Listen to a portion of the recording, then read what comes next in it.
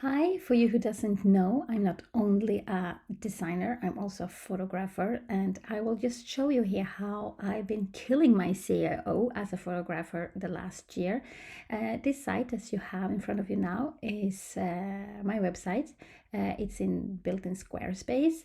But even if you have your website in other places, it works the same. It just looks differently, but it works the same. And it was in the beginning of 2020 I launched this site. So my CEO was at zero a year ago. And when I was launching it as a family photographer site because that's what I was doing then.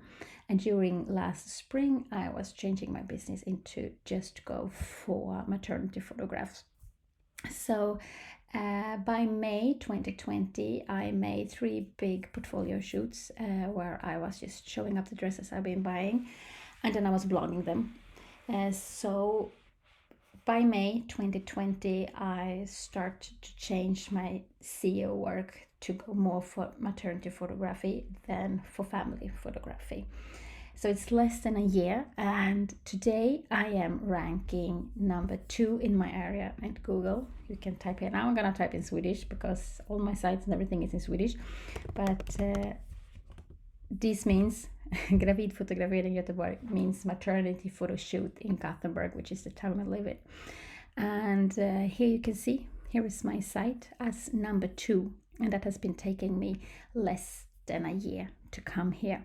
And I'm gonna show you exactly how I've been doing it. It is not that much hard work, it's kind of easy.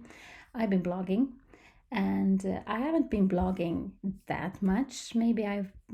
If you split all blog posts from last year, I maybe have been blogging 1 post a month, so it's not that much. But what I have been doing is that I have been here in the headline, I've been mentioning what kind of photograph it is and where I'm located. So this is a maternity photo session in Gothenburg, because if there is a mama that wants to take a picture in my town, that's exactly what she's going to Google. She's not gonna Google for a maternity photo shoot somewhere else. She wants to have it close.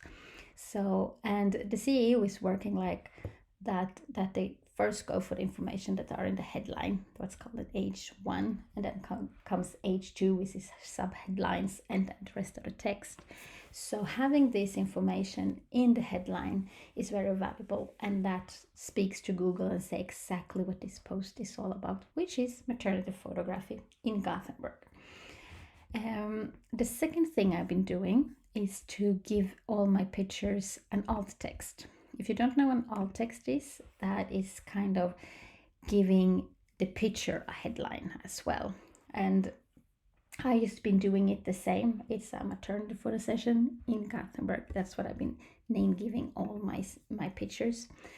I haven't blogged that many pictures, or I don't do. I just pick a several for each session. But I know if you're a wedding photographer, for example, you can blog about 100 pictures, and it's impossible. You can't just go, because I have to do it for every single picture. I can't just put one for all. If you blog via WordPress, I know there is a super good plugin that makes that happen for you. But if you don't, and if you're blogging for somewhere else, Squarespace or Wix, don't go for all of the pictures because it takes time. Just go for the main one, the head picture that you have, so at least you have one. And Google is also connecting your images together with your headlines. So if you don't name all your images, that is not too bad, because Google is clever and connect your pictures together with your headline as well. But if you have the opportunity, put an alt text, you can do it. You can never be, it's better to do it more places than just one. And Google loves blogging, because blogging means new content to your website.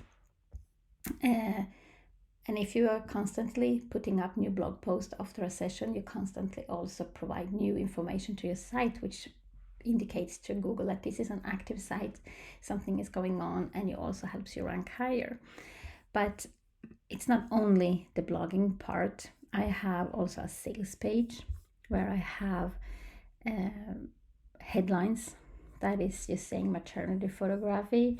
And here this page is only for my future clients. They should come to my sale page and you want to book a session for me. So the text here needs to be written to my clients, not for Google, if that makes sense. I cannot just put my keywords everywhere, because if I just put a lot of keywords like maternity dresses, maternity photo shoots, it doesn't make sense to read. It sounds like you'll be reading for a robot or something. So here I've been just keep the headline right, and in the blog post it's a different scenario, because not many actually read the text in the blog posts. The more you scroll watching pictures, not, I don't say that nobody reads, but there are, at the sales page, more people read the text because they want to have the information. For the blog post, they must just scroll for pictures.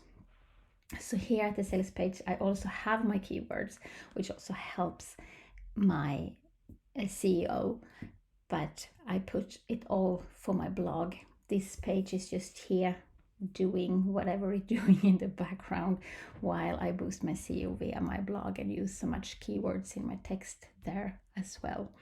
So if you don't have a blog today for your website, you should, because it's so important. Because you don't blog today like you did before, when you are blogging about your life and updates and so on. Here you just blog because you want to get found by Google. That's the only thing. You use your blog to drive traffic to your site. That should be your main purpose. I have written a blog post about that, and it's linked down in the description, so you can find it there. It's also a blog post for this video that you can read all the text in case if you prefer written text instead of video. And yeah, that's all for me. Thank you for watching, and good luck with your blogging and SEO work. Bye.